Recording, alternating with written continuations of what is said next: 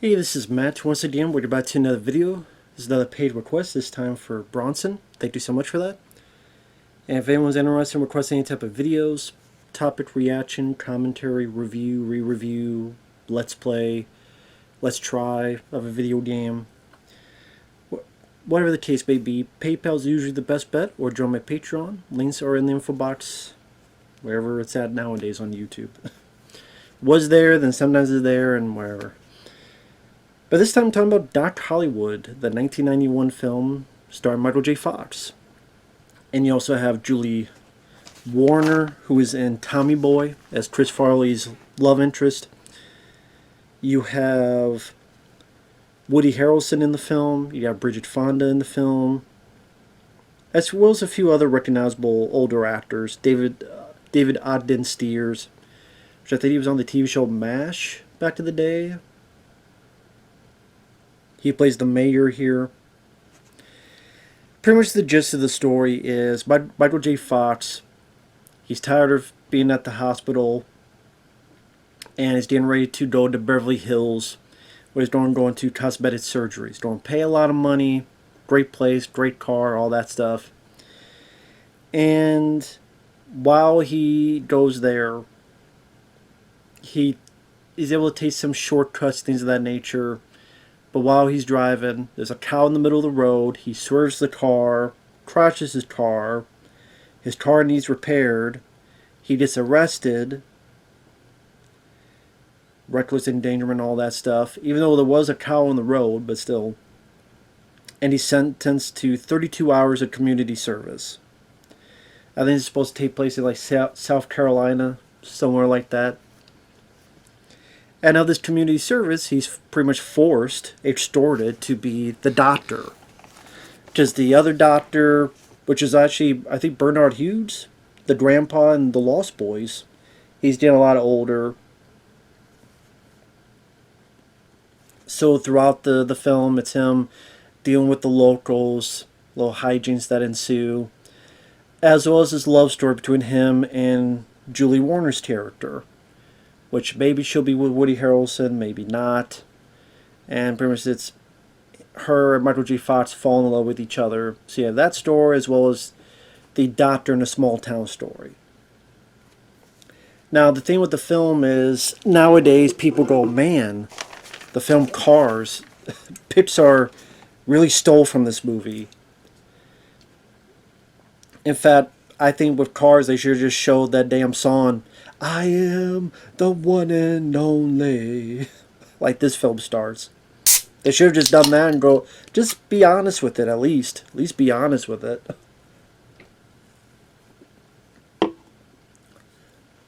That would have helped.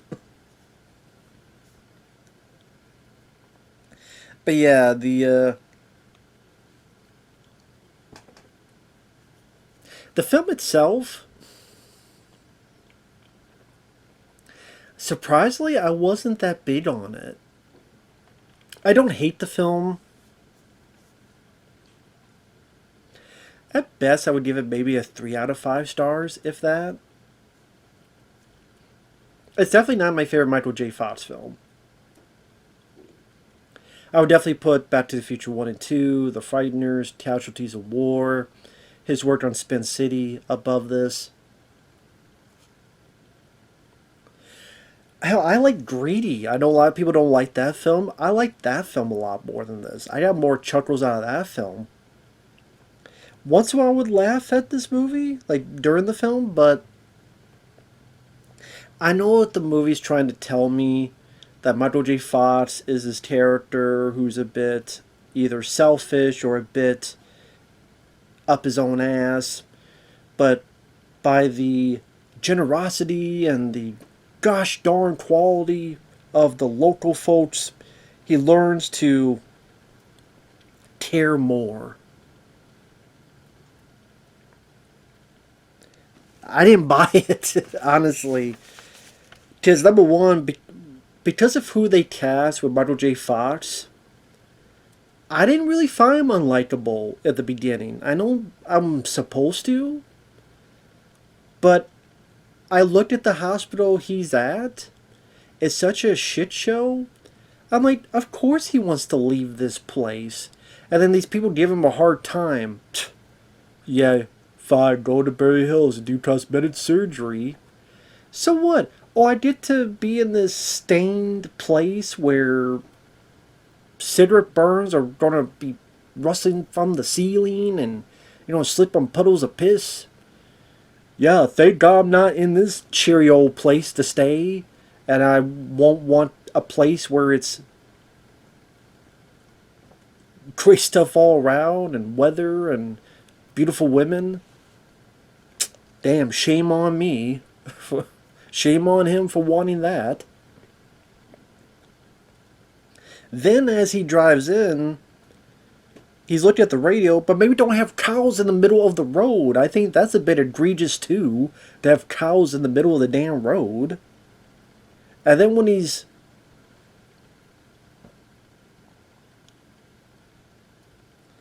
And then he offered to pay for the fence. And the judge's like, well, I built that fence. Is there any payment for that? I don't know. Build a better fence then. I'm sorry if you built a shit fence. Maybe you should have built a better fence. Maybe you should give back their money. Maybe you're the one that should be sentenced for building a crappy fence. Then they extort him, not only to do this 30 hours community service, but to force him to be the doctor. And then they offer him a job. Like, they've only known him for 1 or 2 days. But they offer him a job. I'm like... And what, we're supposed to be mad that Michael J. Fox doesn't take it? He's known these people for like 1 day. If you have a job that's going to pay a ton of money and going to get a lot of success, would you willingly say, yes, people I don't know, Mr. Stranger, Miss Stranger, I've only met you for 1 day, and okay, you gave me some pie, or whatever the hell food it was, or another, no, I'm not going to take your job after 1 day, I'm sorry. Call me the asshole because of that.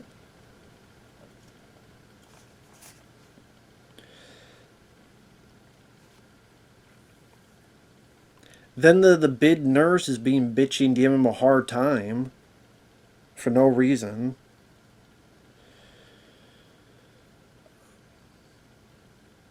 And yeah, there's dialogue that Michael J. Fox says that will probably get him canceled today, easily. If you're here for a physical, you'll make my day. And later on, wear a dress. Panties are optional. But I will say, I thought the lines were funny, but yeah, you would get canceled easily today for that. He would already be in a trial for sexual harassment. But this is 1991.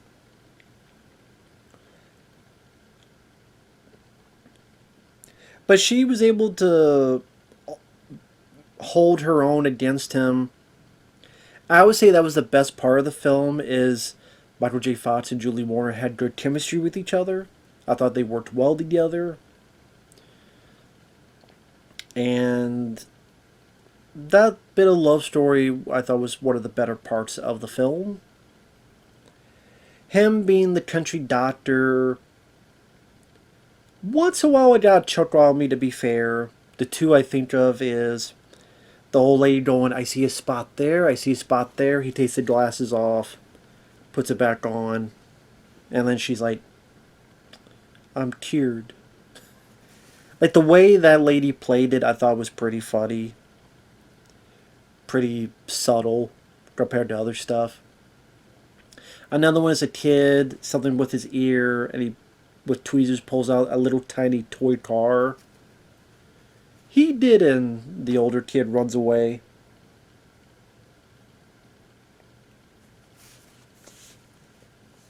Other stuff, like, yeah, okay, these two grown people come in, two grown adults, and of course Michael J. Fox assumes, oh, your pregnancy, let me look at your pregnancy, let me check you out.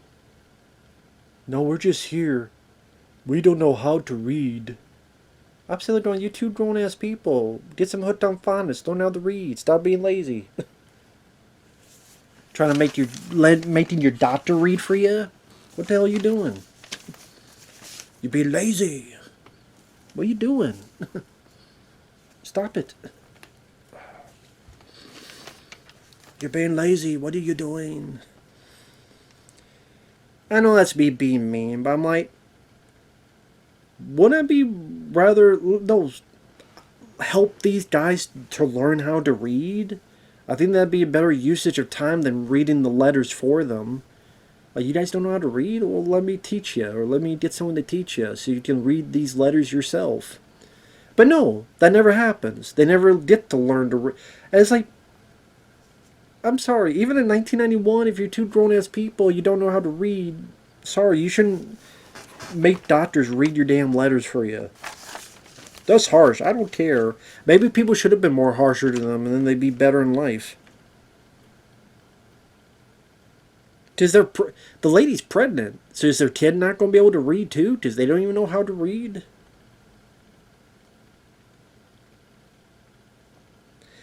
And that's what I mean, like, not all the humor, like, he gets this pig as a gift. There's a bit where he's hanging out with Julie Warner and she sees these hunters and wants to scare away the animals, so she keeps urinating in places, and Michael J. Fox helps. So I'm sitting there going, is this the first romantic pissing in a movie? I mean, I never thought I would say the phrase romantic pissing, but I guess that's the best way to describe it. How would you describe it? Romantic pissing. They're bonding over pissing. Okay. Sorry, got a tink in my back. Apologize, that's why I'm squirming. It was my body being mad at me for saying mean things to Doc Hollywood. It's not an awful film. When Woody Harrelson pops up, it's fun. But he's not in the film nearly enough. He's in it for it felt like only 3 scenes. Maybe it's more than that, but it only felt like 3 scenes. And man, Woody Harrelson and the way he interacts with Michael J. Fox, and they're good friends. I mean, what was it? Not too long ago, there was this award that Michael J. Fox was given, and Woody Harrelson was presenting, and was telling stories about how they would drink venom blood, like state venom blood or something, and these kind of weird, quirky, fun stories. So I wish there was a lot more Woody Harrelson in this, a lot more Michael J. Fox and Woody going back and forth. That would have been a big help. Instead, we got to deal with the mechanics that, we're supposed to tear, that they're so goofy and affable. No, they're tearing the guy's car apart. Well, anytime I put something together, there's always spare parts left. Well, yeah, because you screwed up. I'm like, okay, mechanics that don't do their job well, or I guess does it well enough, and just that. A mayor that's like pressuring and trying to extort someone to work for them for peanuts. Bridget Fonda, she pretty much just thinks she wants to deal with Michael J. Fox to try to get her out of this town, because she wants out of this town. I don't blame her.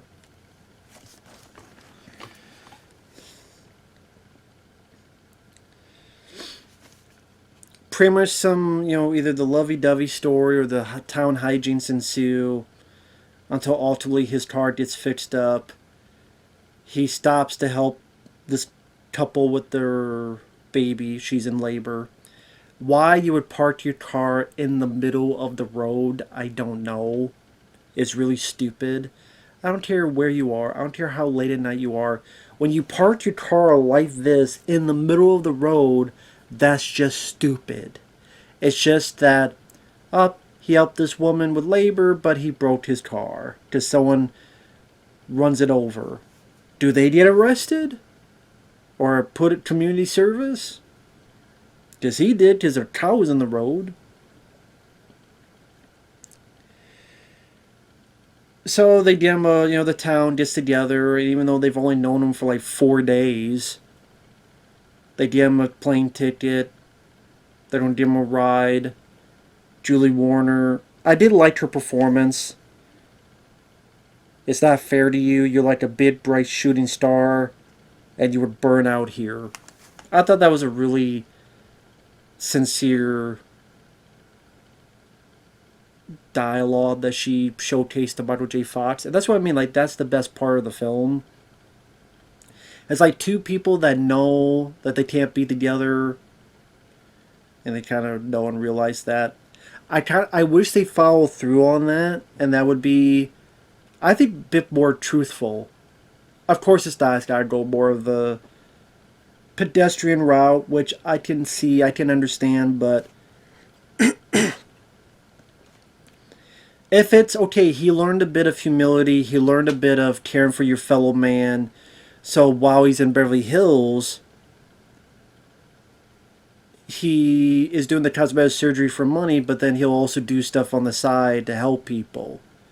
And maybe from time to time, using the money, he'll do his own business. He'll help his own, to help people and help his community. And that makes him successful in Beverly Hills because of what he learned from it. But no, that's not the case. Instead, he's doing his business, which is very cartoonish. I think George Hamilton has like this very fake ponytail and these avant-garde like way of doing cosmetic surgery, like the way the environment, the set design is in places. And it shows how bored he is in his penthouse suite. And then he talks to Woody Harrelson and Bridget Fonda and says Woody dumped Julie. He goes back to town, says, I want to stay here for you. And then there you go. That's the end of the movie. So again, watching Doc Hollywood again, I didn't think it was as funny as I remembered it being. I know I didn't really think Michael J. Fox was that bad of a guy to start with. I really didn't. I think his concerns were fairly legitimate for a chunk of the movie.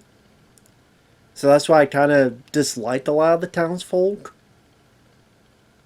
Especially to like kind of strong arm this stranger and staying to work as your doctor. It was kind of hard for me to feel sorry for some of these yokel bumpkins. I'm sorry you don't know how to read and you're 30, 40 years old. Maybe learn how to read instead of making your doctor read for you. I'm sorry that you love your festivals. The parade looks like crap to me. Maybe because I would feel like Michael J. Fox at the beginning, get out of this shit town and go there. Be my guest, please. Like I said, I wish there was a lot more Woody Harrelson.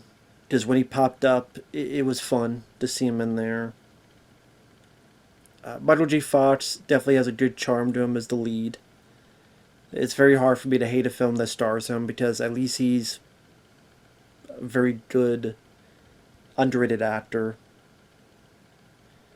But I mean, yeah, The Hard Way and I said Back to the Future 1 and 2. Like, there's other films I like more than this. Is it the worst? No. But I don't see myself ever watching the film again. It was a decent sized hit, so it did make some money. Obviously, it was an influence for films like Cars.